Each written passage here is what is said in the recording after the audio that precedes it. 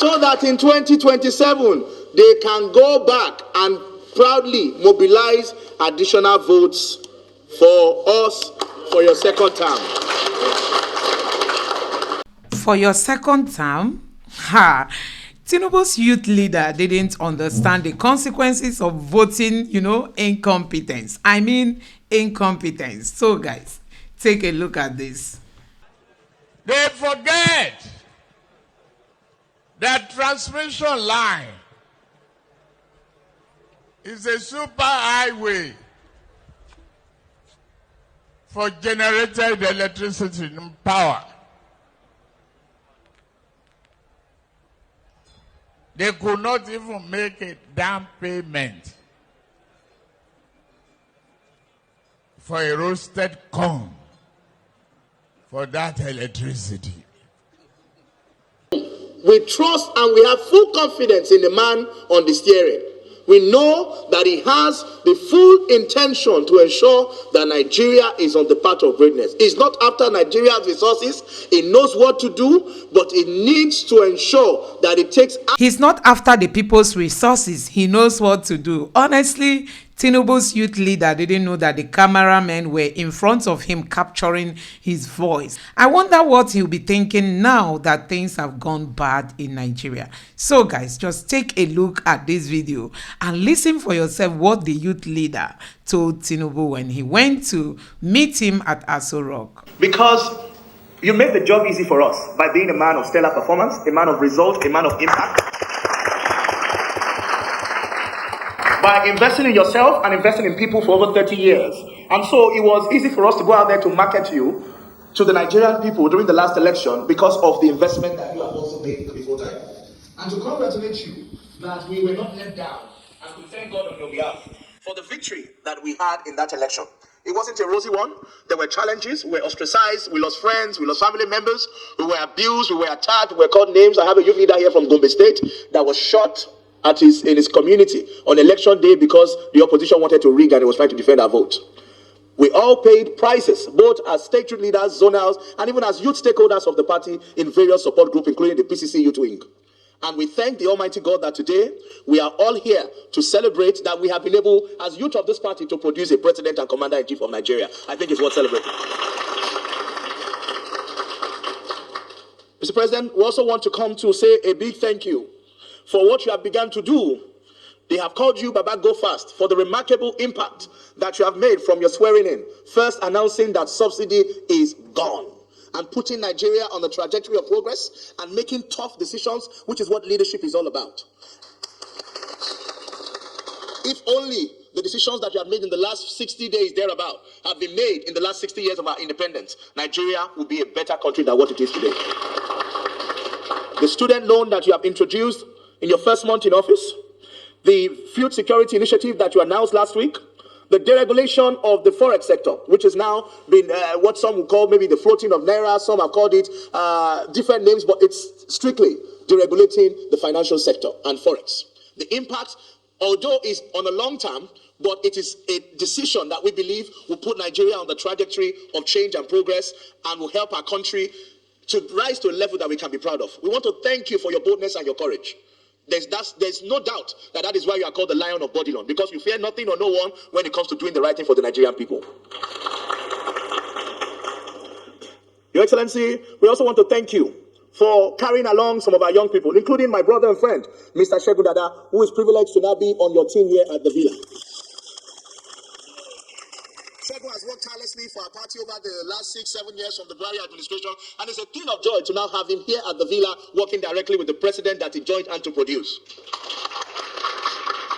I want to thank you today for the appointment of my sister and my colleague on the NWC, Betta Edu, who is now been named Minister Designate, and Iman, two young women, young people who have been appointed as ministers in this Federal Republic of Nigeria. I think it's something we should be proud of.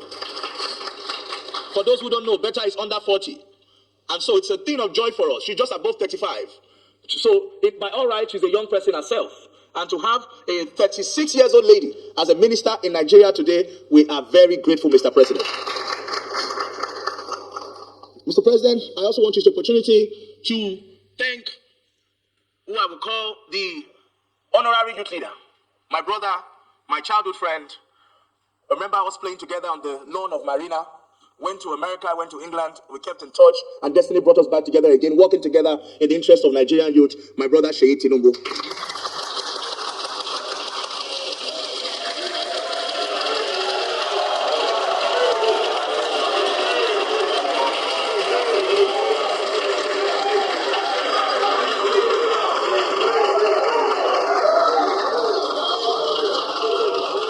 Mr. President, thank you. Mr. President, I welcome here the Chief of Staff to the President, my own big Egbon, another city boy, Mr. Femi Gbaja, Right Honorable Femi Gbajabiamila. And of course, the Social Advisor Revenue, Egbon Sugar. It's good to have you join us, sir. It's another youth, yes. Mr. President, I must say something about the relationship that my brother Sheyi and I are forging, and the importance of that. The women have the privilege of having a woman in the villa they can run to, which is the First Lady of the Federal Republic of Nigeria. And in every state, they always have the First Lady to run to. I'm happy to also have as my brother and my friend, we grew up together. Many do not know that in Sheyi, that we can also say, if we need something done, I can also get his support to work with me.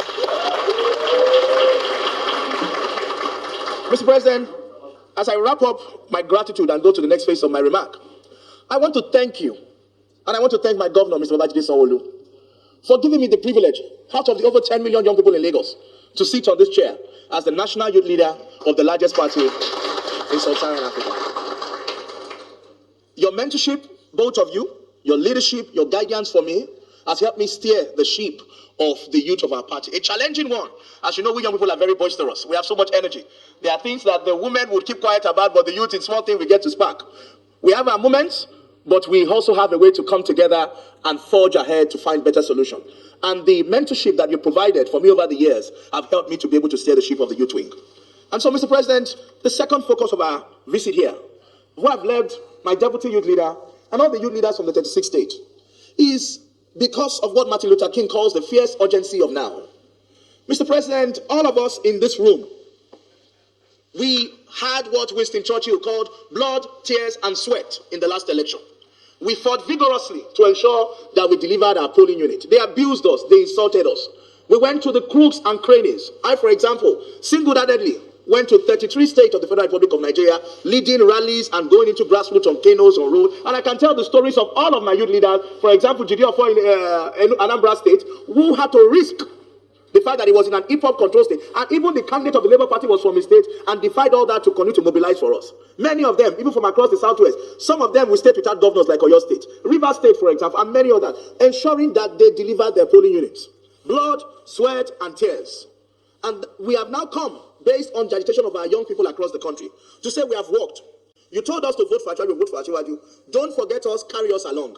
Every day, and I'm sure my other youth leaders, they even called me, leader, what is going on? They have started comparing names for board and parastatal. Why are you not fighting for us? What are you going to get for us? And I said, no problem. I will take you to the place where it is being done. Let us come and meet the commander-in-chief.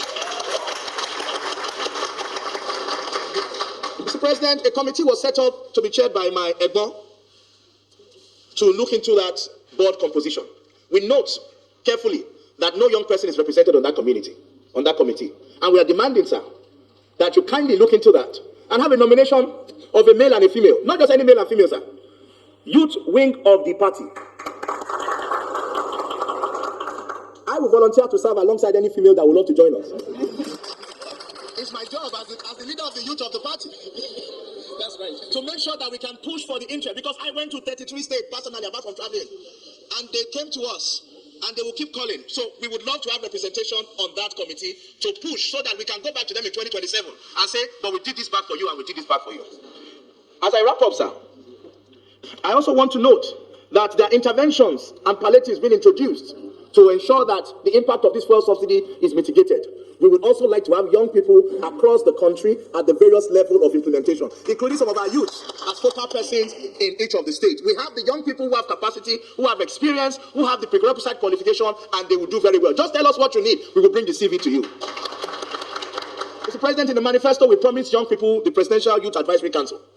We would like to work with the Chief of Staff and with your office to sit together and look at how we can implement that and ensure that we have a very robust, representative Presidential Youth Advisory Council that carries everyone along, not just the technocrats, but also the young people who went to the nooks and crannies to fight for our party in the last election.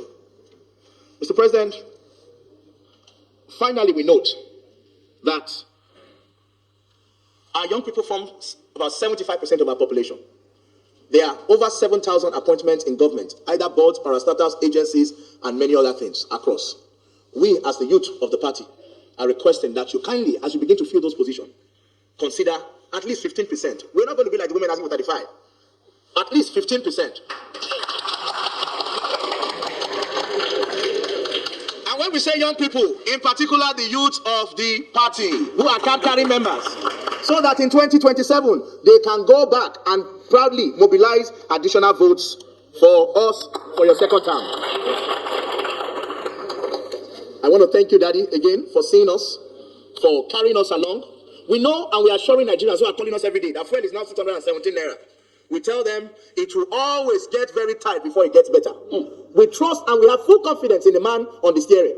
We know that he has the full intention to ensure that Nigeria is on the path of greatness. It's not after Nigeria's resources. It knows what to do, but it needs to ensure that it takes hard decision that will give us long-term benefit and make Nigeria like America and put an end to Japa syndrome. Thank you, Daddy. God. So they came to act for their own courts. Those of them that work for them during the election, they came seeking for their own slots. Nigerians, this is one of the biggest challenges we have.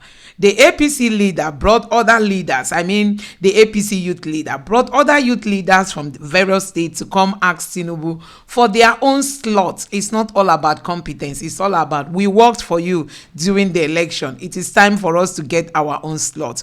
Talking about incompetence, total incompetence. Does it mean that these people didn't see this coming? Does it mean that they didn't see any signal, as in that Nigeria will be into trouble should the APC win the election? Listen to this.